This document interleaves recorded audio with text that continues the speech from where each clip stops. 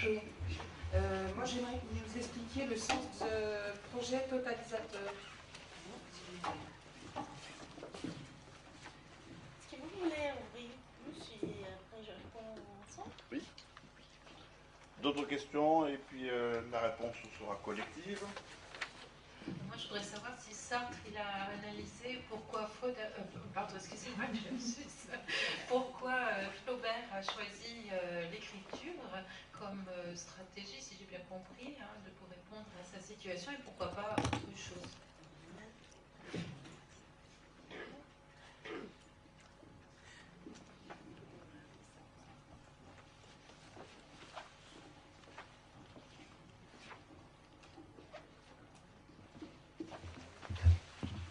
Oui, peut-être revenir aussi sur la question de l'inconscient de Freud, puisque, à ma connaissance, Freud, à la fin de sa vie, a abandonné donc la référence à l'inconscient, pour ne garder que le ça, le moi et le surmoi. Alors, est-ce que ça veut dire que Sartre n'avait pas été attentif à ça? Voilà, en tous les cas, c'est pas si clair quoi, que pour Freud, l'inconscient soit... Il dit qu'il abandonne ce concept parce que c'est devenu tellement courant, c'est devenu dans le langage public et ça désigne tellement de choses que c'est plus pour lui un concept opératoire. Voilà. Pour Freud. Pour Freud, ouais, voilà.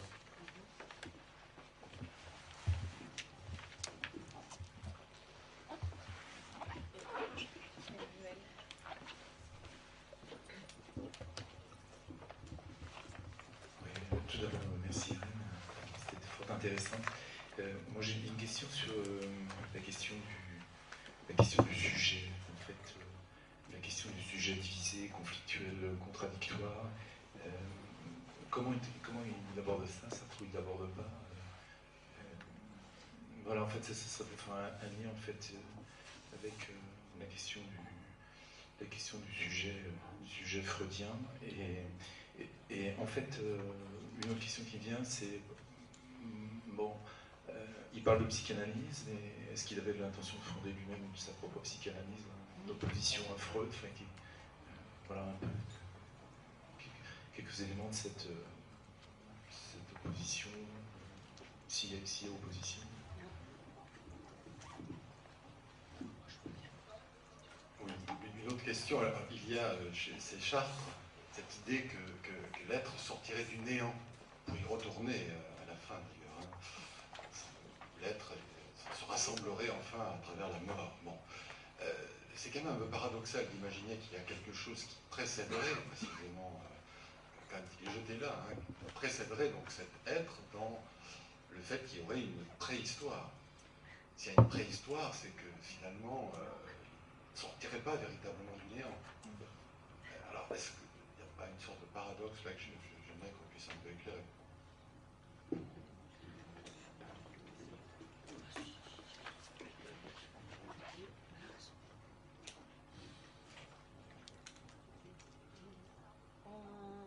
Une question encore et après parce qu'après on peut regarder.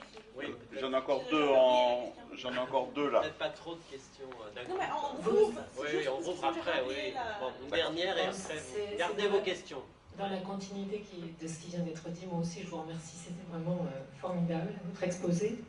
Vous avez évoqué la place de la sexualité dans la théorie freudienne, mais je pense que ça serait intéressant d'ouvrir sur la question du désir.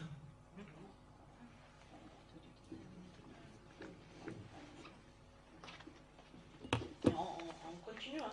Voilà. C'est juste, parce que sinon je vais oublier quelles sont les questions que vous m'avez posées. Alors les projets totalisateurs, en fait, vous voyez, elles vont mélanger les unes et les autres les questions. Les projets totalisateurs, c'est-à-dire, c'est différemment de la psychanalyse, c'est pas la totalisation. La totalisation, c'est quelque chose de fermé, c'est-à-dire, n'importe quel acte pour la psychanalyse freudienne, il a un sens, mais un sens qu'il est déjà donné. Le processus totalisateur, non. Le processus totalisateur, c'est-à-dire, il est toujours ouvert, et chaque fois qu'on a une nouvelle expérience, on a la possibilité de restructurer l'ensemble.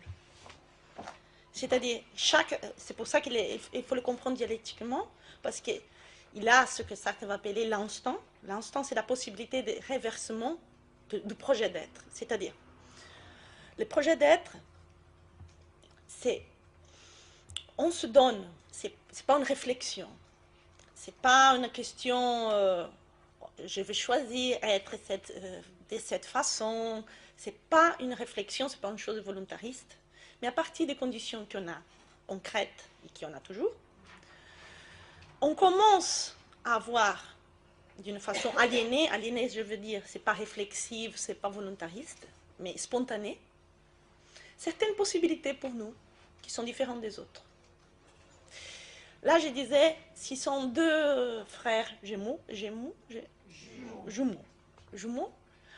on a toujours deux situations complètement différentes. Pourquoi j'ai dit situation? Parce que la situation, c'est le point de départ exactement pour le processus totalisateur.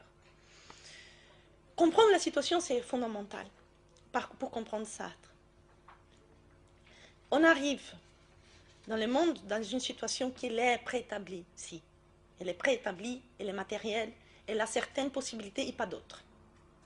Mais cette position, elle ne peut pas être d'abord cause-effet, parce que le sujet, il va choisir à chaque moment, et il va choisir toujours, et toujours d'une situation entièrement particulière. Elles sont toujours incomparables. C'est pour ça que je vais prendre un exemple de deux filles qui sont nées jumelles, identiques. Pourtant, une d'elles était ma patiente. Elle avait des horribles hallucinations, elle avait des sangs partout, elle avait une souffrance psychique énorme.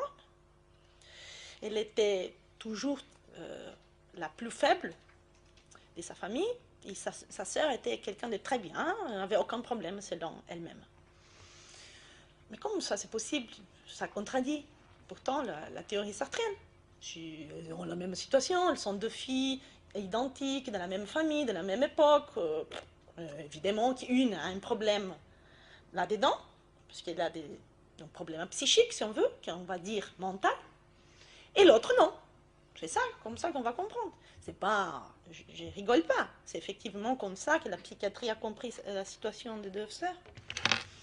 Mais si on est attentif, c'est vrai que les deux situations sont les mêmes? Et non. Et pourquoi non? C'est très contraire. Parce qu'une est née avant de l'autre. D'abord, il avait juste une porte, et une est née avant l'autre. D'accord. Mais la première, la deuxième, elle a eu, à cause exactement parce qu'elle était la deuxième, un peu plus de difficultés à la naissance, elle a eu quelques petites complications. Elle a eu besoin de plus d'attention. La première, la plus âgée, elle est née complètement tranquille, on peut dire. Elle était déjà avec la condition de santé parfaite. La deuxième, elle avait des petites difficultés, mais quand même, elle a eu besoin d'avoir des attentions, d'avoir des soins. Bon, la première, elle était un enfant complètement à l'aise, elle était déjà prête, on peut dire, à jouer. D'accord? Les enfants, ses parents, ses frères, ils étaient déjà en train de les stimuler, de jouer avec elle, et l'autre, non. Parce qu'elle était un peu malade. Il fallait rester à l'hôpital. Après, quand elle est sortie, il fallait avoir certaine attention avec elle, avec la plus âgée, non. D'accord. Mais ils ont commencé à voir que cette première enfant, le plus âgé, il était plus actif quand même. Mais c'est évident qu'il était plus actif. Parce qu'il avait d'autres conditions réelles de santé. Et comme il avait une autre condition réelle de santé, il avait aussi une autre condition d'être stimulé, de jouer avec elle, d'avoir autres expériences que l'autre enfant qui était plus fragile. Mais là, c'est pas si simple que ça. Parce que le père de cette famille était quelqu'un de très, très dominateur. Ils ont commencé à voir que la fille plus âgée, elle se ressemblait beaucoup plus au père. Hein. Et la mère, c'était quelqu'un de très, très soumise, si on veut, mais surtout fragile. Fragile, elle avait eu des sérieux problèmes psychiques. Elle avait été déjà en séjour de l'hôpital psychiatrique. Ils ont commencé à voir qu'il avait vraiment quelque chose de l'enfant, deuxième enfant, que c'était plutôt de la mère et que les plus aînés, c'était le père. Ça semble une chose bête. Et non. Parce que si on pense ça dans un processus où on va avoir déjà un rapport avec l'enfant, comme celui qui se ressemble au père, qu'il est actif, et on ne fait pas ça une fois. On a établi un rapport avec l'enfant. C'est-à-dire, on donne à chacun des enfants des possibilités complètement différentes d'être, de jouer, de se développer, d'avoir des expériences et de se comprendre. Parce que là, ce qui vient, c'est la compréhension qu'on a de nous-mêmes. C'est comme la mère, c'est pas du tout être comme le père. Parce que d'abord, la mère, c'était quelqu'un qui avait eu problème psychiatrique. Et quand on dit problème psychiatrique dans une famille, on dit quelque chose qu'on ne comprend pas. On dit quelque chose qui c'est dans la tête et qui peut se manifester dans la continuité de la nouvelle génération. Quand on dit suicide dans une famille, on dit quelque chose qu'on ne sait pas quand et avec qui peut arriver à nouveau. Pourquoi? Parce qu'on est exactement dans ces compréhensions qu'il y a quelque chose d'inné dans les psychiques. Il y a la peur, il y a la conception qu'on a de nous-mêmes. C'est ça que c'est le processus totalisateur. Vous voyez?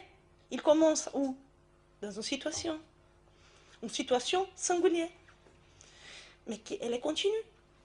Et c'est comme ça, par exemple, qu'une et l'autre des deux enfants, des deux filles, ils ne sont pas du tout pareils. Mais évidemment. Vous pensez, chaque fois que la plus petite, la plus jeune, elle ne pouvait pas sortir, parce qu'elle était malade, mais l'autre, elle sortait. Elle était avec ses frères, elle était, je sais pas, en voiture.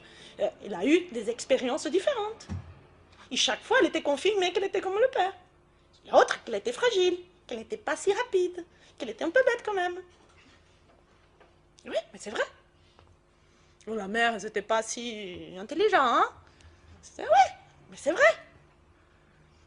Ça semble caricatural, mais non. Hein? C'est dans ce sens qu'on ne fait pas vraiment, à cause de cette psychologie naturaliste de la base, on ne fait pas vraiment l'attention à qu'est-ce que sont les rapports autant des autres, ce qu'on fait avec les autres, et ce que nous, on fait de ce qu'on a fait de nous. Les processus totalisateurs, c'est exactement comprendre que chacun de nos actes, on se retotalise, c'est-à-dire, on peut s'y modifier. Bien entendu, la personnalité, elle ne se transforme comme ça à cause de notre volonté. Il y a un processus pour se transformer. Parce qu'elle n'est pas construite d'un moment à l'autre. Elle est construite dans un processus, mais il y a un processus pour se transformer aussi, parce qu'elle est toujours ouverte. D'ailleurs, si on comprend la personnalité de cette façon, vous voyez que c'est comprendre aussi la complication psychique, la dite maladie mentale, n'a pas raison d'être. Parce qu'il n'y a pas un problème mental, il y a un problème dans la constitution de la personnalité. Qui vient d'où? Vous voyez la situation de cette fille que je viens de vous dire, il vient d'où? La peur, l'hallucination, vient d'où? Vient de la tête? Il y a quelque chose, comme dit Sartre, des masses grises qui ne fonctionnent pas bien? Ou il y a un processus totalisateur, exactement où il voit quelle est sa place, et chaque fois elle entre plus dans cette peur, dans cette totalisation.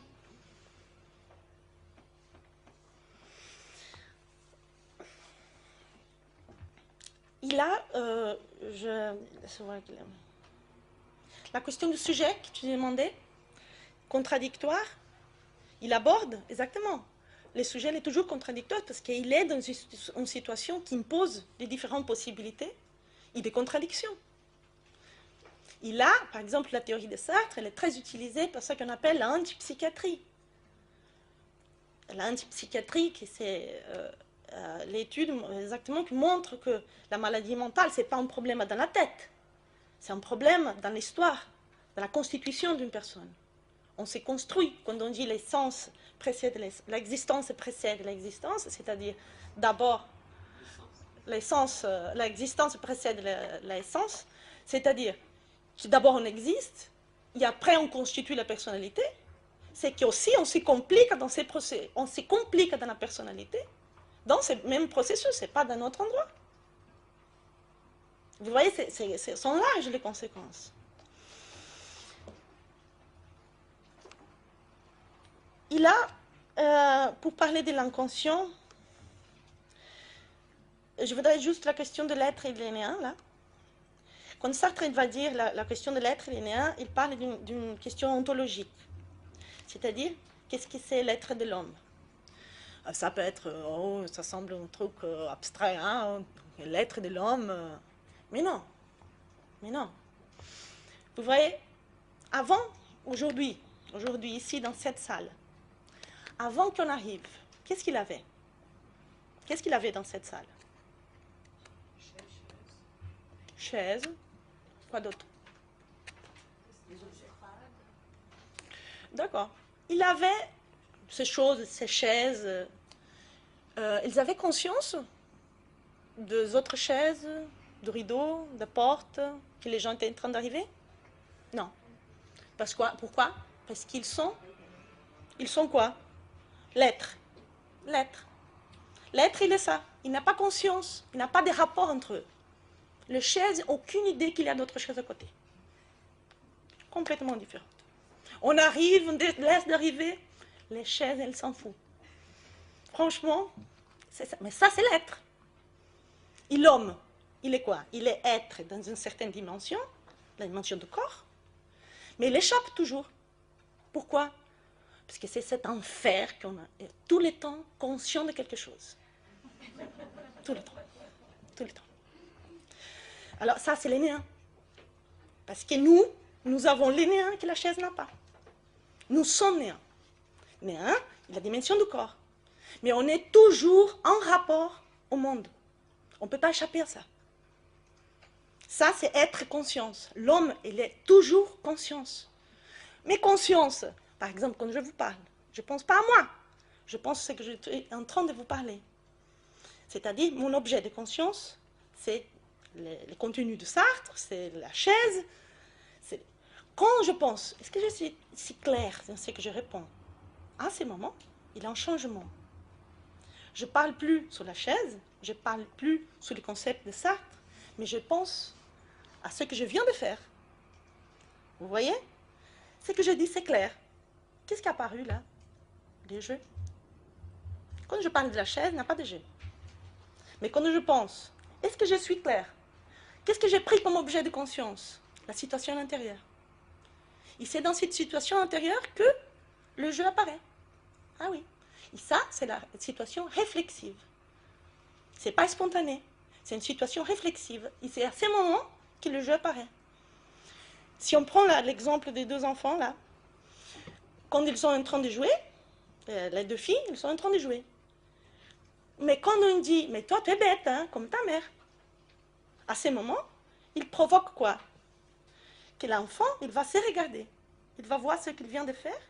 Il s'est totalisé avec beaucoup d'autres situations, comme celle qui est bête. C'est dans ce processus qu'il y a un processus de personnalisation que, bon, là, c'est la question de la constitution de l'ego. Mais juste pour revenir, la question de l'être linéaire, quand on dit être linéaire, ça travaille la question de la ontologie, cette base, que nous, on est différents des choses. Et on est différents des choses parce qu'on est toujours en rapport avec les choses et les autres. Exactement, parce qu'on est toujours en rapport, on est toujours en construction. On est toujours dans ces processus totalisateurs. On est toujours en train de faire quelque chose, même si c'est juste regarder, on regarde.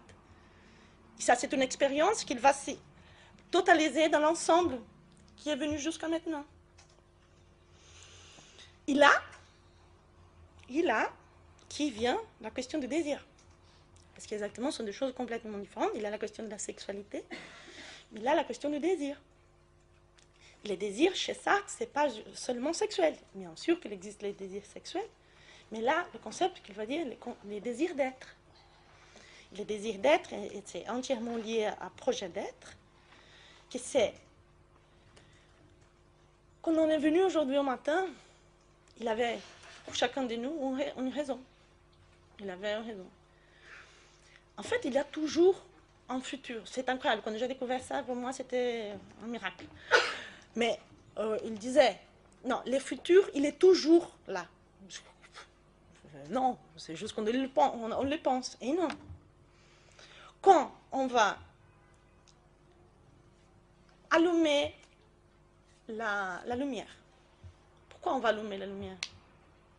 Parce qu'on veut une autre situation qui est celle qui est présente.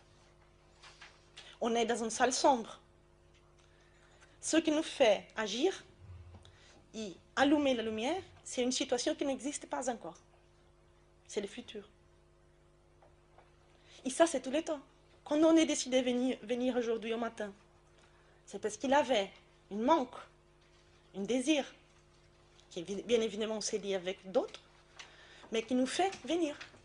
Parce qu'il y a un futur qu'on veut arriver, qui n'existe pas encore. Mais moi, je veux boire de l'eau. Et je bois. Mais il n'y a pas de futur là. Oui, bien sûr qu'il y a. Là, j'ai la bouche, elle est sèche. Je veux changer cette situation pour une autre. Vous voyez? Qui n'existe pas encore. Mais ça, c'est tout le temps. On va manger pour changer quoi? Une situation qui a un trou dans l'estomac. C'est une situation qu'on veut pour une autre. Et là, elle va avoir quelque chose dans l'estomac. C'est-à-dire une situation qui n'existe pas encore. Et là qu'il faut comprendre le processus totalisateur, c'est ça. On vient toujours dans le passé, mais on est toujours dans le futur, qui il a lien avec ce passé, mais ce qui fait chaque acte, ce n'est pas le passé. Et ce n'est pas le présent non plus. C'est toujours une situation pour te passer. C'est là que la dimension du futur, chez Sartre, est fondamentale. Et dans ce sens, c'est le désir aussi. Parce que c'est un désir d'être. C'est-à-dire, chacune des choses qu'on fait, sûrement, si on prend je rigole, mais c'est vrai, si on prend aujourd'hui, pourquoi vous êtes venu un samedi matin avec du soleil? Vous pouvez tranquillement rester, dormir plus tard, faire d'autres choses, faire des courses, faire beaucoup de choses intéressantes à faire. Et non. Mais pourquoi? Parce qu'il a un désir. Parce qu'il a quelque chose que vous cherchez. Et que ça va se unifier avec d'autres choses que vous désirez, que vous n'avez pas encore, mais qui fait que chacun de nous se lève au matin. Il le fasse. C'est ça qu'il faut comprendre comme processus totalisateur. Exactement parce que nous, on n'est pas comme les chaises. Ça, c'est sûr.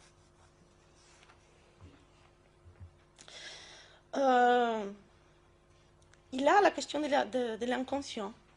Là, c'est très important parce que même Freud, quand il va travailler la question de ça, c'est une autre façon de travailler, mais le ça, il est dominant pour rapport à la conscience. C'est la discussion de Sartre, lui, il a proposé une autre psychologie, une autre psychanalyse. Et c'est la psychanalyse existentielle, c'est le 4e chapitre de l'être lénéen, où il discute avec Freud. Il fait toute la discussion, qu'est-ce qu'il y a qui ressemble les deux psychanalyses et qu'est-ce qu'il y a qui sont incompatibles. Il fait le 4e chapitre de l'être lénéen, c'est dédié à ça, mais pas seulement. En fait, depuis son premier ouvrage technique, c'est la transcendance de l'ego, il fait toute une discussion déjà avec la psychanalyse. Mais là, c'est exprès, quand il propose la psychanalyse existentielle, ce n'est pas une question d'opposition à Freud, parce qu'il va dire, Freud c'est vraiment le premier qui va essayer de comprendre comment l'être humain, chaque acte, il est une totalisation, il a un rapport avec nous, on ne fait rien de gratuit, mais la psychanalyse, grosso modo bien entendu, il va comprendre qu'il y a une instance qui est intérieure, l'inconscient, il domine la situation consciente. C'est-à-dire, voyons, Sartre ne veut pas dire qu'on est volontariste. Et ça, c'est très important parce que c'est toujours ça qu'on comprend. Si on dit, on ne travaille pas avec la dimension de l'inconscient, c'est-à-dire qu'on reste avec la dimension volontariste, et ce n'est pas ça du tout. Une chose, c'est être aliéné de sa situation. Et une autre chose, complètement différente, c'est de comprendre qu'il y a une autre instance, qui est inconsciente, et qui me détermine à faire certaines choses. Vous voyez? L'inconscient, c'est une instance. Chez Freud, elle est une instance. Et cette instance, elle a des volontés, il me fait faire des choses avec certaines intentions que je ne connais pas. C'est ça que Sartre va discuter avec Freud. Et non, il va dire, il a une vie qui est pré-réflexive, c'est-à-dire spontanée. On n'est pas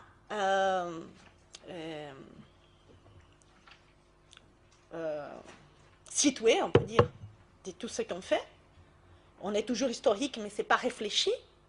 Mais ça ne va pas dire qu'il y a une instance qui est consciente de tout ça et qui me fait faire certaines choses et pas d'autres. Là, on a vraiment, mais vraiment, une différence radicale. C'est quand on va travailler chez les gens avec une psychanalyse ou l'autre, ce sont vraiment des choses différentes. Parce que là, on va comprendre que les sujets, il est sujet qui peut être aliéné, si on est chez Sartre. Et dans la psychanalyse, on peut comprendre que les sujets, mais il y a un autre sujet, c'est la dimension de l'inconscient qui les détermine. Ils sont deux choses complètement différentes.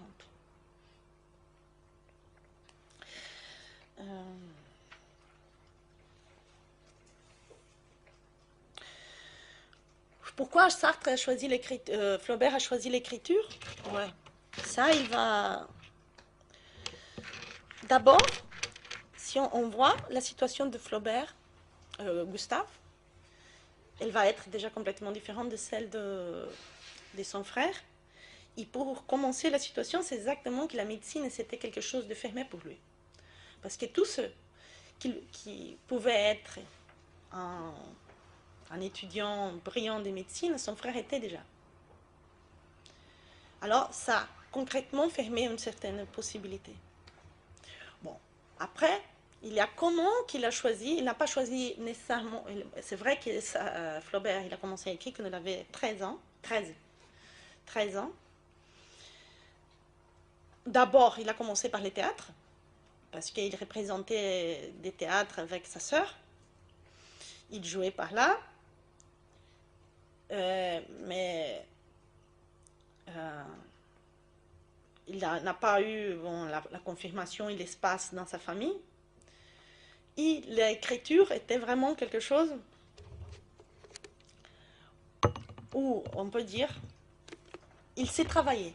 Parce que tous les premiers ouvrages de jeunesse de Flaubert sont des situations où elle met sa situation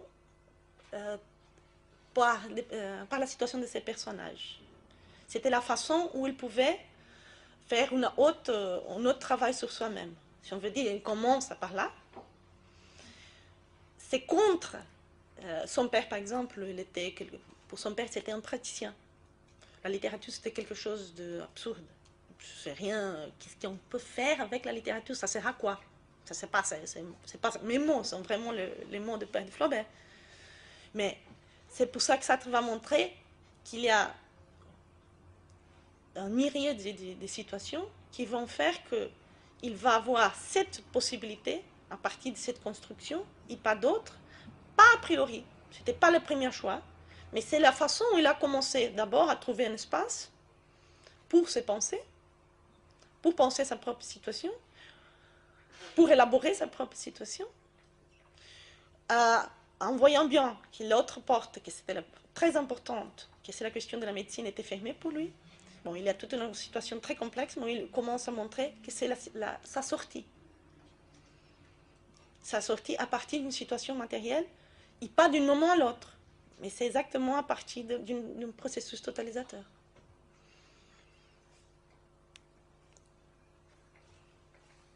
Si vous voulez vous poser d'autres questions. Vous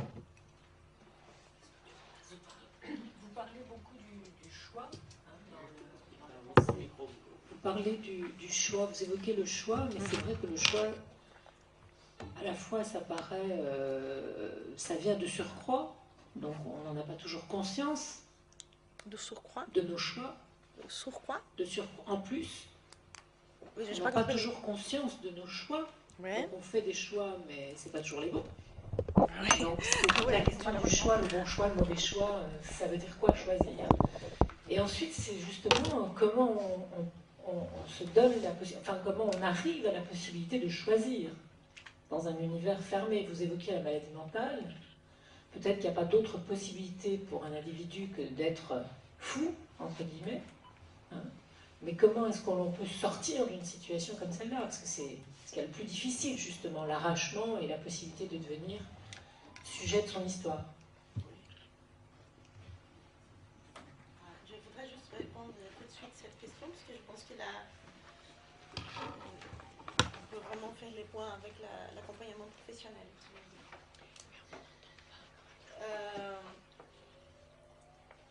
Vraiment, ça serait très bien si on pouvait savoir quel est le bon choix. Hein. Ça serait génial, je suis bien d'accord. Mais le problème, c'est que non, c'est pas comme ça.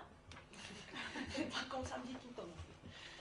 Les choix, et ça c'est fondamental, c'est pour ça que c'est pas une incompréhension volontariste, parce qu'on est dans certaines situations, on voit certaines choses et pas d'autres, c'est-à-dire on est aliéné, on n'est pas situé, ça fait partie.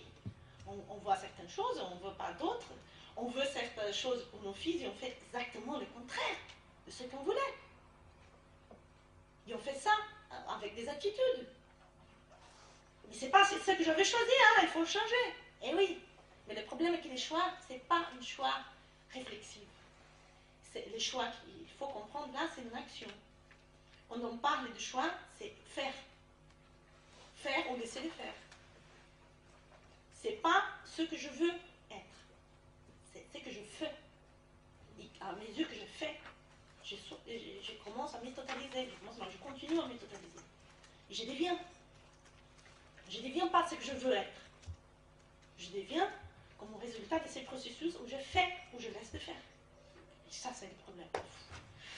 Mais on peut faire son propre malheur. Mais évidemment, on peut faire exactement le contraire. Par exemple, quand on prend un enfant. Quand on prend un enfant, on peut faire exactement le contraire de ce qu'on veut faire. Par exemple, là, la situation que je viens de raconter des deux filles, c'est évident que les parents ne veulent pas avoir une fille avec des problèmes psychologiques. Ça, on est bien d'accord. Ce n'est pas une question des intentions. C'est une question des conséquences de mon action. Il y a des conséquences dans un processus qui ne n'est pas des causes à faire, hein, qui est complexe.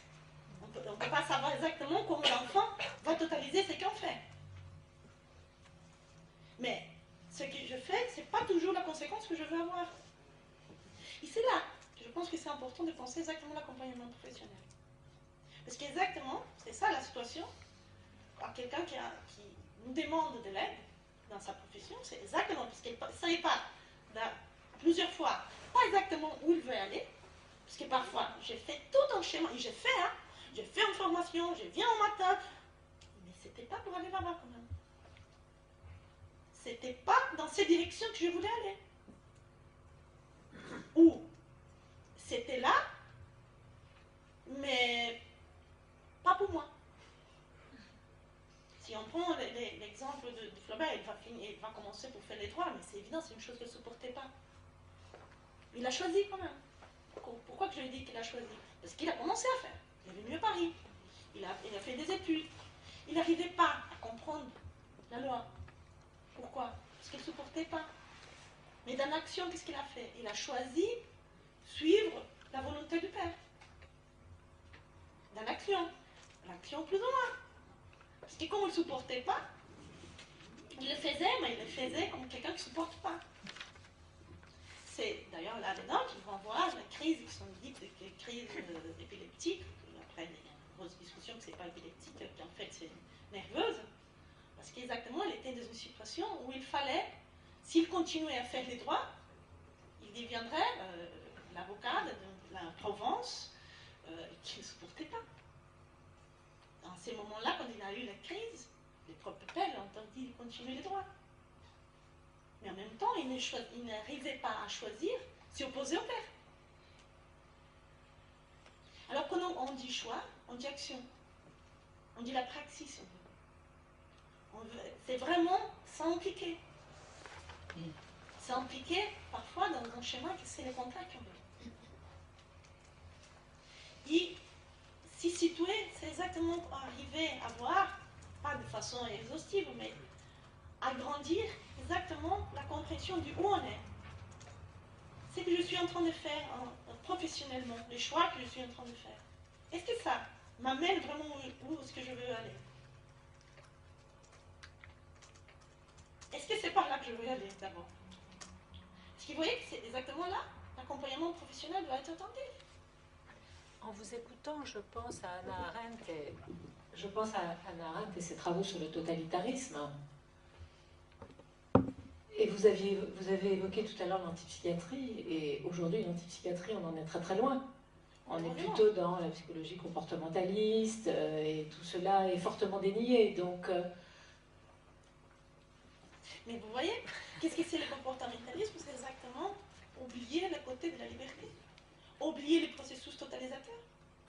C'est comprendre qu'exactement, c'est le social qui nous fait. Et on oublie juste la partie où nous, on fait le social et on se fait aussi. C'est perdre exactement la dialectique. Et la question du choix, elle est centrale. Parce que c'est vraiment là que c'est le processus totalisateur. C'est là qu'on se fait, c'est pas des intentions. Hein. C'est là qu'on se fait, c'est là qu'on fait les autres. Et c'est là qu'on doit être le plus attentif dans l'accompagnement professionnel. Parce que le travail va être quoi? Si c'est accompagner des sujets dans ces choix conscients, ça veut dire quoi? Ça veut dire qu'ils puissent d'abord voir ce qu'il est en train de choisir, l'amène où, si c'est vraiment là-bas qu'il veut y aller. Amène vraiment là-bas. Il va s'y situer comment? Quelle est la partie des déterminants, c'est-à-dire quelle est sa situation réelle, où elle est? Quelles sont la diversité? Parce qu'elle n'était pas la personne avec qui on travaille, elle n'était pas où elle veut. Elle est dans certaines situations. Hein. Situation que c'est réel, donné, historique, il y a certaines possibilités, mais pas d'autres. Elle va choisir. Il va falloir choisir. Nécessairement.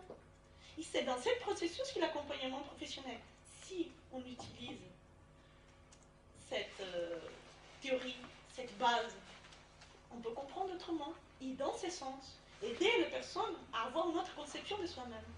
Pas comme déterminer dans le sens du comportementalisme, pas dans le sens que je sais ce que je veux, comme fait la idéologie libérale, mais c'est comprendre, engager dans son être à partir de cette situation, parce qu'il faut comprendre. Ces situations, les réelles, il impose certaines contraintes qui ne sont pas de la volonté du sujet. Parce que sinon, on tombe de l'autre côté. Hein. Et c'est le choix exactement dans cette action.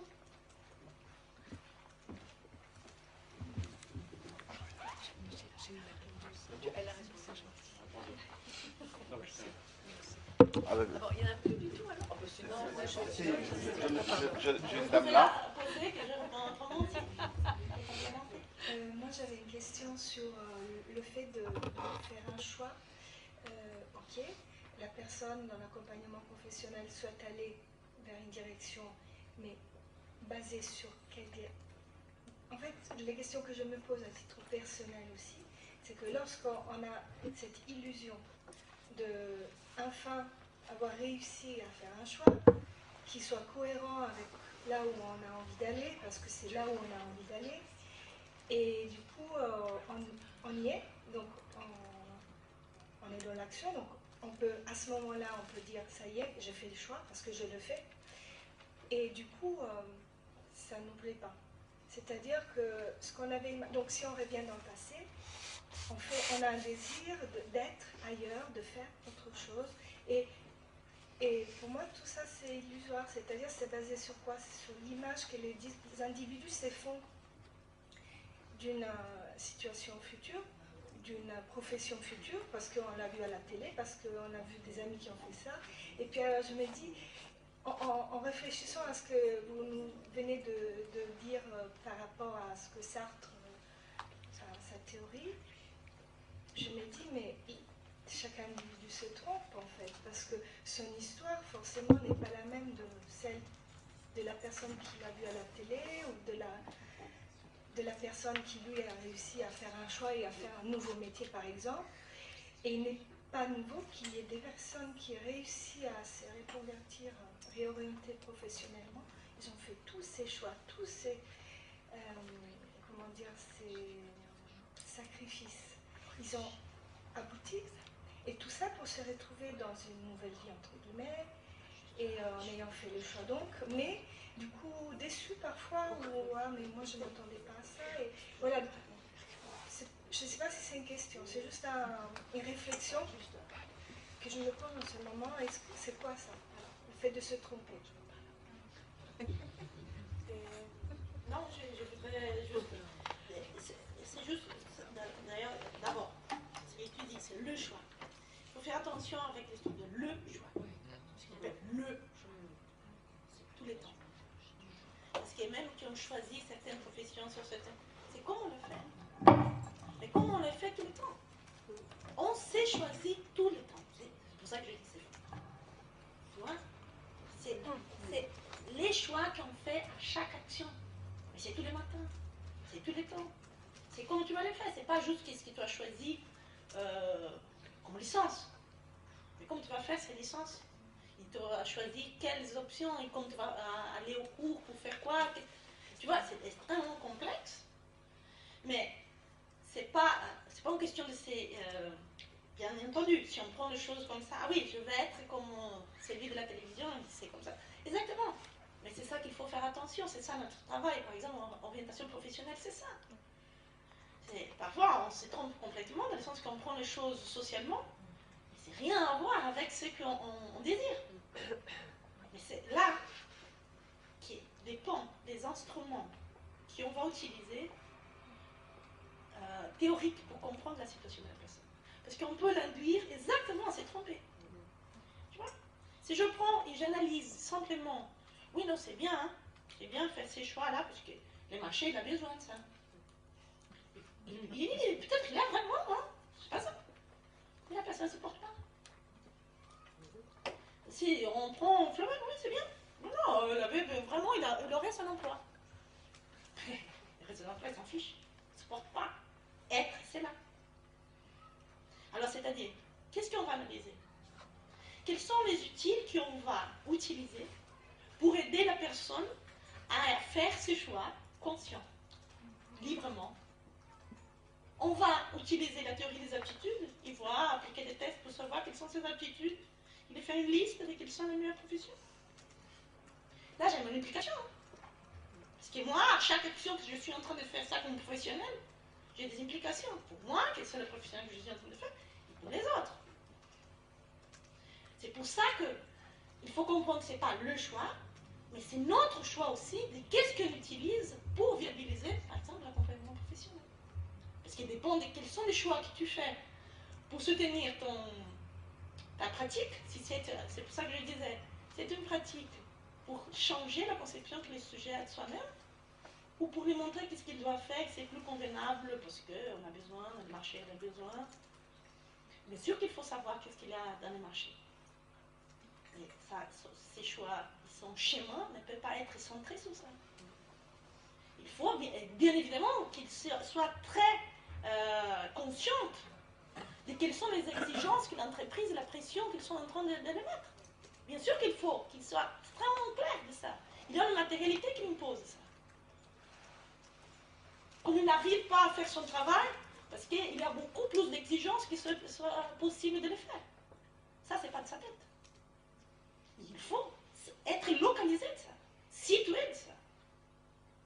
Pourquoi? Parce qu'il va choisir, c'est pour ça. Les choix, c'est pas le choix de ce que je veux, mais choisir dans cette possibilité qui impose vraiment ces contraintes. Et là, on ne peut pas psychologiser l'espace. Sinon, on va penser le choix. Ce n'est pas le choix, une chose abstraite. C'est le choix toujours dans une certaine situation qui, par exemple, nous empêche de faire le travail bien fait. Toute la souffrance professionnelle au travail aujourd'hui, vous le savez bien, c'est quelle? C'est qu'on a autant d'exigences et on n'a pas les moyens pour le faire. Les gens, ils deviennent fous à cause de ça. Ils n'arrivent pas à faire ça qu'ils désirent faire.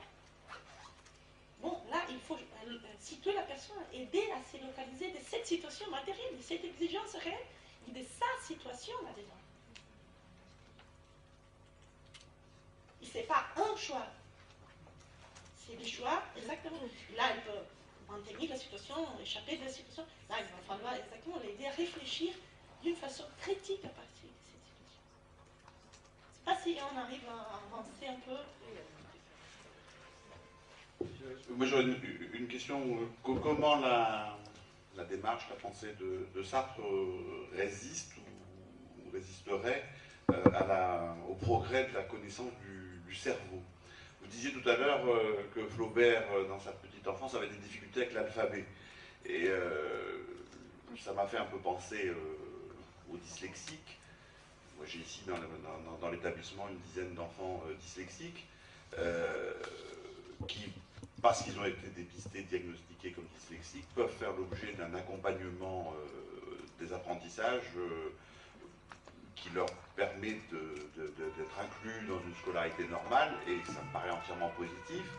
Mais le psychologue qui est venu à votre place ici rencontrer les enseignants de cet établissement a expliqué qu'en fait, ces enfants n'étaient pas des enfants bêtes, mais qu'il y avait bien une explication neurologique à leurs troubles des apprentissages. Et j'en arrive à me poser la question, peut-être au fond, le cerveau de Gustave n'était pas exactement le même que le cerveau d'Achille. Voilà, c'est génial que vous me posez la question, parce que tout le monde pense à ça. Hein. En fait, on n'ose pas la poser la question, on pense toujours ça. Oui, exactement. On peut toujours, au Moyen-Âge, on pensait la même chose. Hein. C'est la même question. On peut peut-être trouver quelque chose, il y a un gène, il y a quelque chose de matière grise, il y a quelque chose que peut-être c'est là qui détermine. Ce n'est pas le problème de poser l'hypothèse. Le problème, c'est quand l'hypothèse nous empêche de voir, c'est la construction historique. Vous voyez? Peu importe, en fait. Dans le cas de Flaubert, s'il avait, indépendamment, s'il avait ou pas, la situation où elle était, la situation que son père lui a imposée, les propres Achille, je ne sais pas toutes ces réussites, hein, en autre moment on pourrait travailler ça, mais ce que je veux dire, c'est le problème de présupposer, soit que peut-être un jour on va trouver quelque chose qui nous montre qu'il y a la matière grise, il n'y a plus de substance que c'est qu'on perd. Par exemple, qu'est-ce qu'effectivement, comme l'enfant qui est diagnostiqué dans la dyslexie, on ne peut pas apprendre la dyslexie, on prend une chose de plus simple. Quand l'enfant il a un problème, il ne voit pas bien. D'accord? C'est triste, vous savez bien que c'est très récurrent ça, on ne se rend pas compte et on commence à penser que l'enfant il est bête, parce qu'il ne comprend pas, parce qu'il n'écrit pas, parce qu'il ne fait pas, et en fait on ne voit pas qu'il ne voyait pas. D'accord? Mais bon, d'abord il ne voyait pas. Mais nous, on ne peut pas oublier ce qu'on fait avec lui dans ces processus, la construire aussi. Indépendant de quelque chose, c'est pas juste qu'il n'avait pas de lunettes. C'est ce qu'on a fait avec lui sans lunettes. Ça le construit aussi.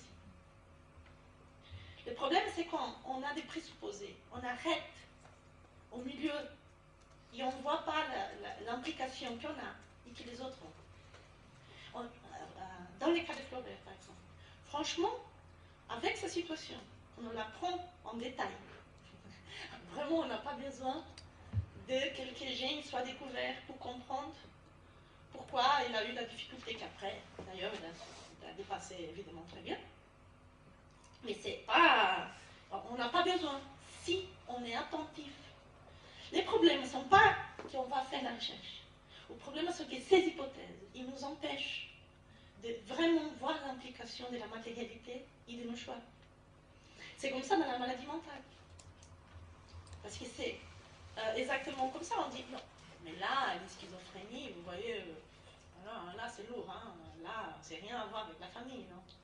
Et à l'inverse, il ne faut peut-être pas que la conscience qu'on a de l'importance de l'histoire de vie, du parcours socio-historique, ne fasse oublier qu'il peut y avoir aussi à prendre en compte des éléments, on va dire, médicaux ou des lésions ou des explications neurologiques. non mais attendez, une investigation de la situation n'implique pas psychologie de la situation. Quand on dit, par exemple, la situation de travail, quand on dit la personne souffre au travail, elle souffre au travail, il faut comprendre pourquoi elle souffre au travail. Et on ne peut pas présupposer que c'est parce qu'il a une tendance dépressive. Pourquoi? Parce que quand on fait ça, qu'est-ce qu'on laisse à côté? On laisse toute la situation matérielle, sociale, les transformations de gestion, toute la pression réelle, toute la condition de travail qui est exigée et qu'il ne peut pas le faire. Simplement, il ne peut pas le faire.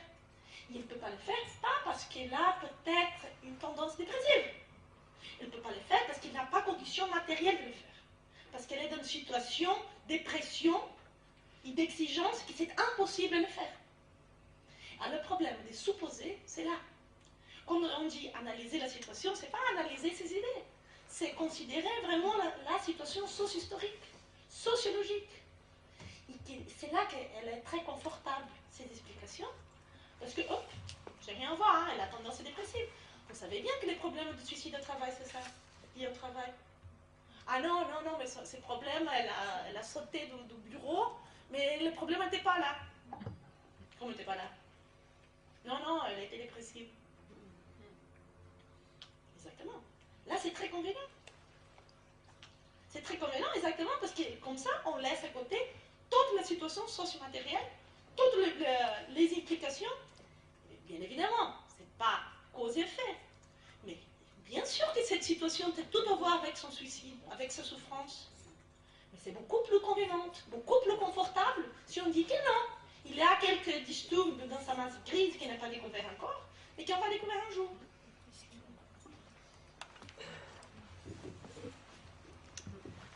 Je voulais d'abord vous remercier parce que sur votre exposé très éclairant et qui me conforte un peu dans ma démarche de désir de libérer la personne quand je fais de l'accompagnement professionnel. Et je voulais avoir votre point de vue, au travers de Sartre et de vous-même, sur le paradoxe qui peut se poser lorsqu'on doit, en tant que coach professionnel, passer des conventions tripartites avec une entreprise qui va fixer des objectifs communs. Et je suis de plus en plus mal à l'aise avec cette démarche parce que où se trouve en réalité la liberté de l'individu, puisque ça va être dicté en partie par des objectifs fixés par l'entreprise. J'ai vécu 40 ans en entreprise, je connais les pressions, je connais la suradaptation, donc je l'ai vécu avec mes propres cellules. Et je suis très mal à l'aise par rapport à l'exercice d'une profession où pour gagner sa vie, on peut effectivement quand même faire passer des pressions qui sont de plus en plus subtiles, qui viennent de la part de l'entreprise. Donc j'aimerais vous entendre sur ce sujet. Une autre question derrière ou vous répondez tout de suite? Il nous reste encore 10 minutes. D'accord. Moi, je pense que en fait, votre question, c'est une question qui est importante de poser tout le monde. Exactement, parce qu'on peut travailler pour faire exactement le contraire de ce qu'on veut. On s'est dit qu'on fait pour travailler pour libérer les gens, quand en fait on fait exactement le contraire. On peut faire, bien entendu. Mais ça dépend comment on le fait. Ça dépend du comment on peut travailler avec la personne, les propres exigences qui sont posées pour l'entreprise, qui sont établies pour l'entreprise, des façons qu'elle se positionne face à ça. Pas comme quelque chose qu'il doit le faire, mais qu'il doit être suffisamment éclairé, suffisamment situé face à ces exigences, parce que c'est elle qui doit choisir qu'est-ce qu'elle va faire à partir de ça.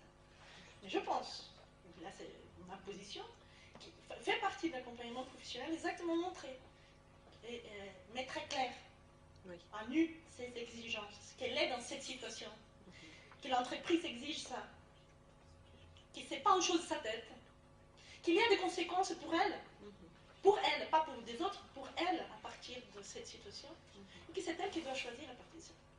Parce que je pense que le premier compromis, c'est avec la personne. C'est elle qui doit choisir si elle va ou pas accepter.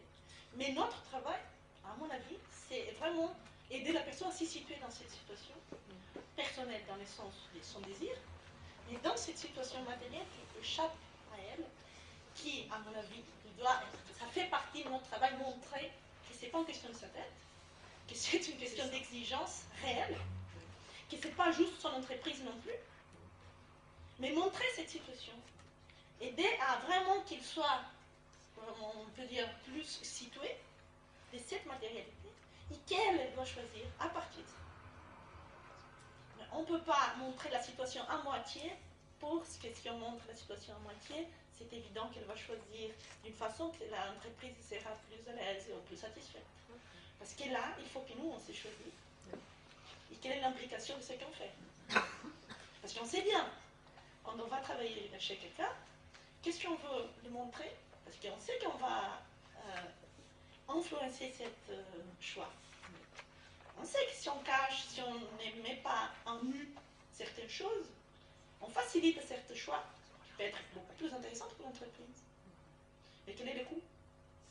Et là, c'est une question extrêmement personnelle aussi de chacun de nous, parce que c'est à chaque fois qu'on fait ça, on s'est construit. C'est pas juste les autres. Hein. Il reste 3 questions en attente, Françoise, Jean-Marc et Dominique. Et puis je propose qu'on les prenne et qu'on arrête là. En fait, on va... Pardon? On va... Oui, vas-y, Muriel. Non, moi je propose de... Oui. Bon, je vais prendre le micro alors, c'est ce que j'ai à dire. Donc je voudrais proposer maintenant à Irène peut-être une conclusion, hein, pour qu'on termine la matinée donc dans les temps impartis. Donc je rappelle aux stagiaires, hein, qu'on a ensuite un temps de travail en atelier propice peut-être à d'autres approfondissements. Mais pour ce qui est de la conférence à FAP et de la séquence de la matinée, voilà, donc je propose, si Irène tu veux, voilà, délivrer un dernier message à cette assemblée dans le cadre de l'association et de ce 6e séminaire. Je sais que tu étais présente dès le début, tu l'as rappelé en introduction, au sein de cette vie associative. Je sais que tu es venue à plusieurs reprises. Voilà, si tu as envie de poursuivre, tu as commencé ce matin en faisant des liens avec le second séminaire. Voilà, donc s'il y a des liens que tu as envie de faire en conclusion, et puis des messages à faire passer. Voilà, ou simplement des vœux à transmettre. Merci. Bon, oui, en fait, je voudrais vous remercier parce que je pense que sans peu d'espace qu'il y en a pour penser vraiment ce qu'on fait, comment on se fait à chaque acte. Et je pense que vraiment, c'est rare des espaces où on peut penser un lien si étroit, parce qu'il est toujours, entre la théorie et notre pratique. C'est très facile qu'on pense juste les techniques, juste comme on fait dans la pratique, comme si la conception qu'on a, qui est dans la base de notre travail, n'a rien à voir avec ce qu'on fait. C'est comme si la théorie c'était d'un côté, et comme si la pratique était de l'autre. C'est exactement le contraire. On peut faire le même travail, et ça vraiment change complètement. C'est-à-dire on peut utiliser la même technique si on veut. Mais comment on va utiliser? Qu'est-ce qu'on va situer? Comment on va travailler avec la personne? Ça dépend complètement de la base qu'on a, de la compréhension de l'homme qu'on a, de la compréhension de psychique qu'on a, de la compréhension de la fonction de la réalité, de la fonction de qu'est-ce qu'il y a liberté. Si la liberté qu'on comprend, c'est une liberté inconditionnelle, c'est une liberté de volontarisme. Si on va aider la personne à approfondir qui c'est elle son problème, si on va aider la personne à se situer dans une réalité, si on va aider à montrer qu'elle a certaines aptitudes et qu'il doit s'adapter, si on va faire le contraire, ce que je pense que c'est important, c'est penser vraiment en tel qu'accompagnateur professionnel. Qu'est-ce qu'on choisit nous aussi comme théorie qui va nous donner la base à ce qu'on fait? Parce que nous, on est en train de faire tout le temps. Je vous remercie beaucoup. Merci.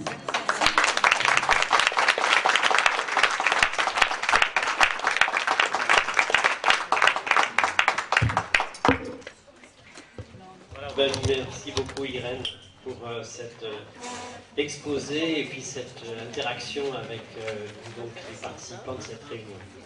Voilà, merci d'être venu et puis comme vous le savez donc prochainement donc cette conférence et ces échanges seront sur le site de la FAP disponible en vidéo. Voilà.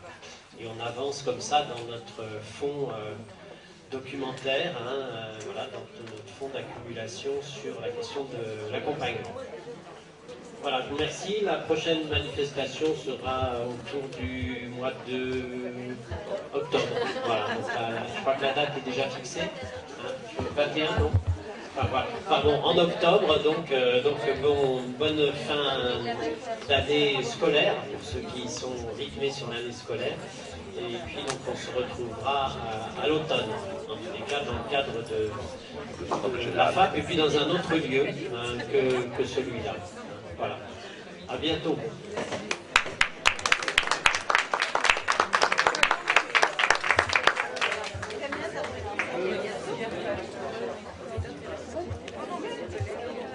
Oui, vous aussi.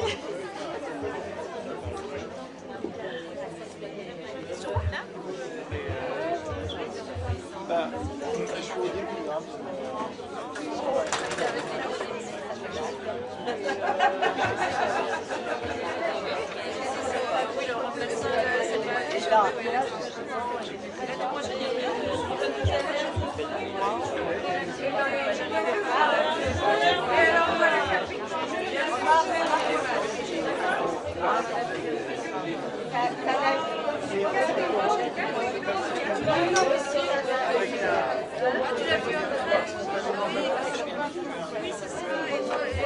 Je l'avais eu toutes les deux.